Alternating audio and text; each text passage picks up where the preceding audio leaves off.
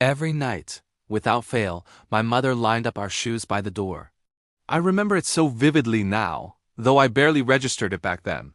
They were always perfectly cleaned, perfectly paired, waiting for us. It didn't matter how tired she was.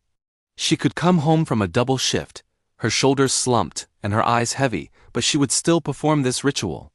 She'd take each pair, wipe away the day's dirt and dust, and arrange them in a neat row, ready for the next morning's journey. To me, a self-absorbed teenager, they were just shoes.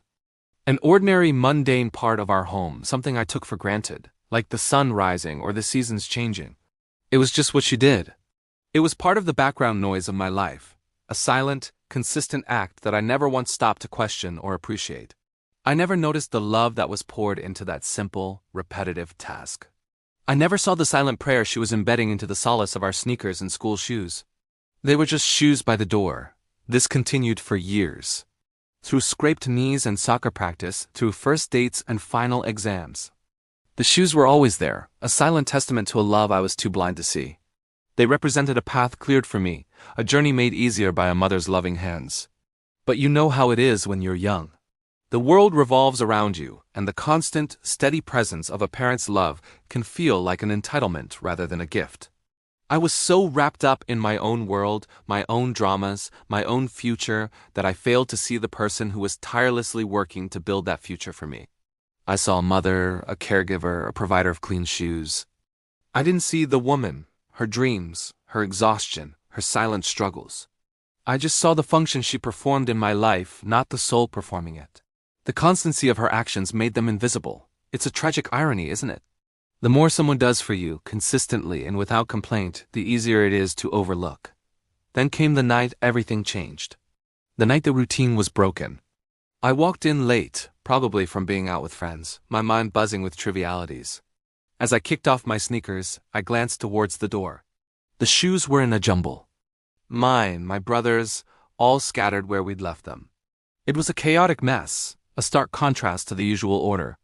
A small, cold knot of unease began to form in my stomach. It was just wrong. Something was fundamentally out of place. I looked around the quiet house and saw her. My mother was sitting on the couch in the dim light of the living room. She wasn't watching TV or reading. She was just sitting there, staring at a blank wall, her hands resting in her lap, trembling ever so slightly. The house was silent, but it was a heavy, suffocating silence. It felt like the air had been sucked out of the room. I walked over to her, the unease now a full-blown alarm bell ringing in my head. I asked her if she was okay. She didn't look at me at first. Her gaze remained fixed on the wall, as if she were seeing something far beyond it.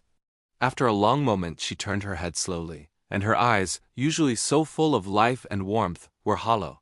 They looked like shattered glass. A single quiet phrase escaped her lips, a whisper so faint I almost missed it. "I'm tired." It wasn't the kind of tired you feel after a long day. It was a deeper exhaustion, a soul-deep weariness that a good night's sleep couldn't fix. It was the weight of years of silent sacrifice, of putting everyone else first, of cleaning shoes when all she wanted to do was collapse. In that moment, seeing her so broken, so utterly depleted, I felt a profound sense of shame. For the first time, I saw not just my mother, but the immense burden she had been carrying all alone. The shoes weren't cleaned. The spell was broken. And I knew, with a certainty that chilled me to the bone, that nothing would ever be the same again. The next morning, she was gone. It wasn't a dramatic departure. There was no note, no grand farewell, just an empty space where she used to be. The house felt cavernous, the silence from the night before now a permanent resident. The unclean shoes by the door became a glaring symbol of her absence. Each scuff mark, each speck of dirt, was a testament to the love that was no longer there to wipe it away. The days that followed are a blur of phone calls, hushed conversations, and a grief so heavy it felt like I was moving through water. The funeral was a somber affair. People came and went, offering condolences that felt like empty platitudes. They spoke of her kindness, her quiet strength, her gentle spirit. But it all felt distant, like they were talking about a stranger.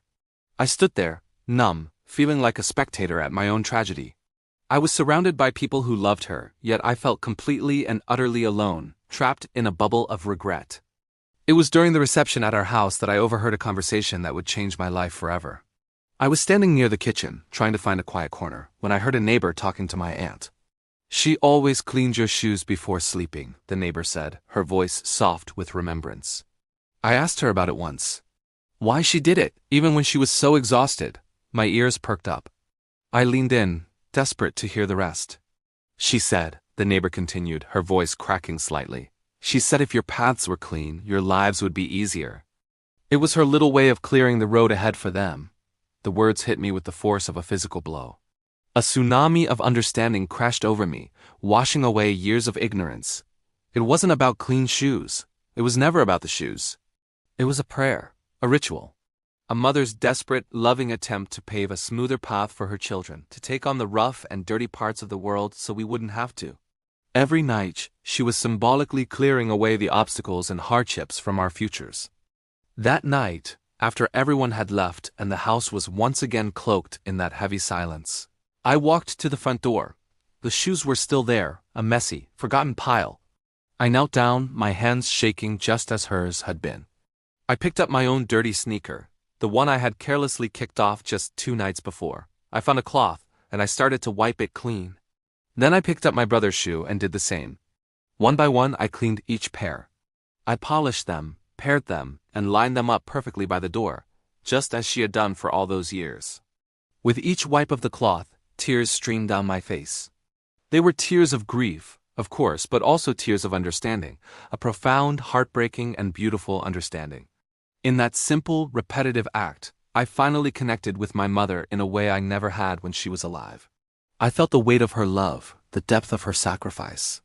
As I arranged the final pair, I finally understood the whole truth. My mother had spent her entire life walking barefoot so that we could walk comfortably in our clean, sturdy shoes. She had willingly taken on the sharp stones, the rough terrain, the mud and the mire of life, all so our own journeys could be a little bit easier, a little bit smoother. Her worn-out hands, her tired eyes, her silent presence on the couch, it all clicked into place. Her love wasn't in grand gestures or loud declarations. It was in the quiet, thankless, everyday tasks. It was in the constant, unwavering support that I had been too blind to see. It was in the shoes by the door. That night, I didn't just line up the shoes. I made a vow. A vow to live a life worthy of her sacrifice. A vow to notice the quiet acts of love all around me. And a vow to never, ever take for granted the people who walk barefoot so that I can have a clear path. To anyone watching this, I share this story not for pity, but as a reminder. Look around you. Notice the small things. The cup of coffee made for you in the morning, the folded laundry, the person who waits up for you. These are not just chores.